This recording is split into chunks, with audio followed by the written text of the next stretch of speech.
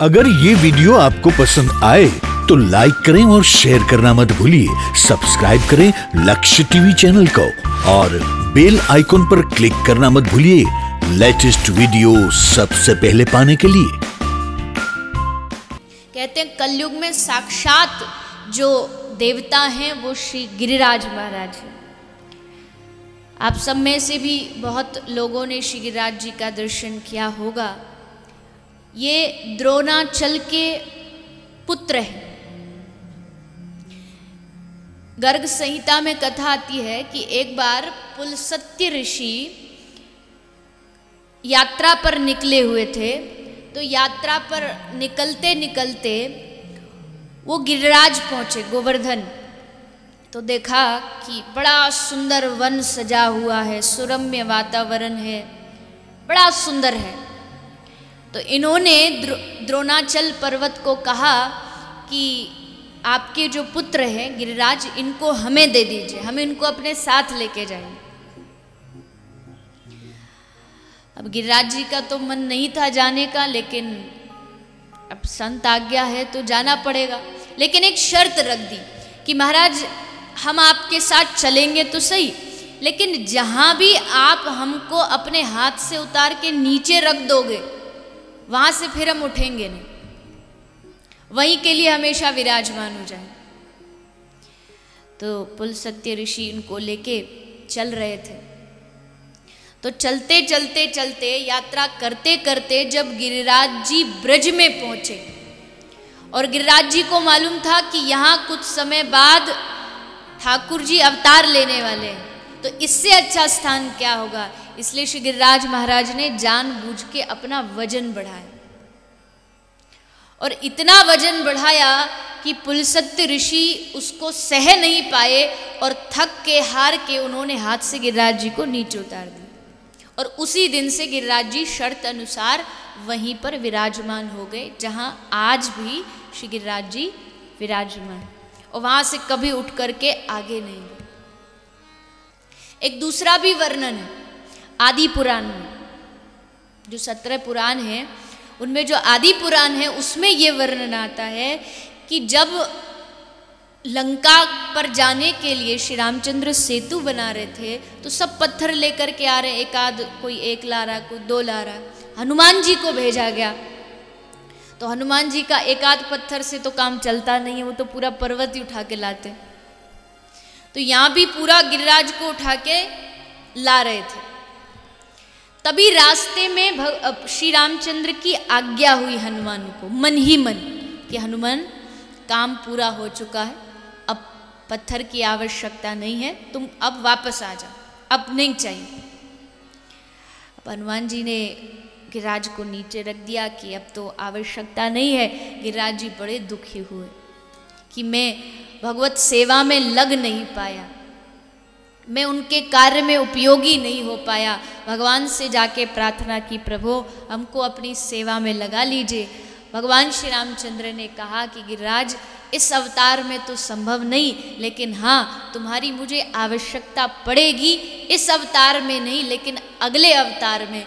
इस अवतार में तुम सेतु में लगते तो तुम्हारे ऊपर मैं चलता, लेकिन अगले अवतार में जब मैं आऊँगा तो तुम मेरे ऊपर होगे और मैं तुम्हारे नीचे होंगी। इसलिए दुखी मत हो, परेशान मत हो, इससे भी अच्छा मिलने वाला है तुमको, घबराओ मत।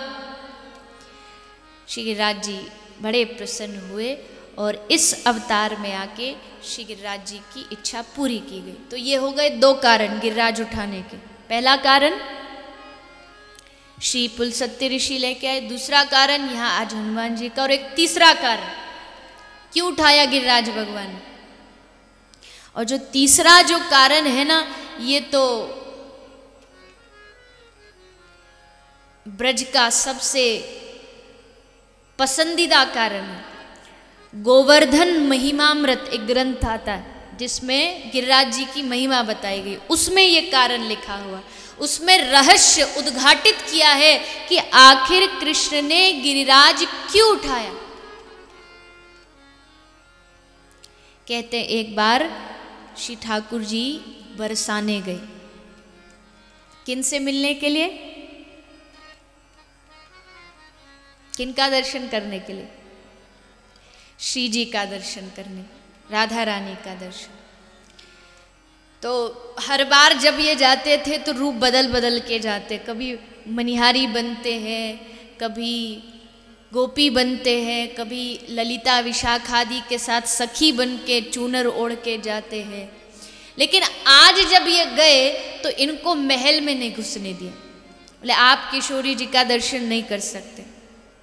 जब राधा रानी का दर्शन इनको सुलभ नहीं हुआ तो ये बड़े लालायित हुए, कैसे राधा रानी का दर्शन करूं? तो इन्होंने विचार किया कि ऐसी लीला की जाए जिससे 7 दिन लगातार पूरा ब्रज एक साथ एक छत के नीचे रहे। अब पूरा ब्रज आएगा तो उसमें वृषभानुनंदिनी राधा रानी भी आएंगी, और आएंगी नहीं, 7 दिन तक लगातार रहेंगी।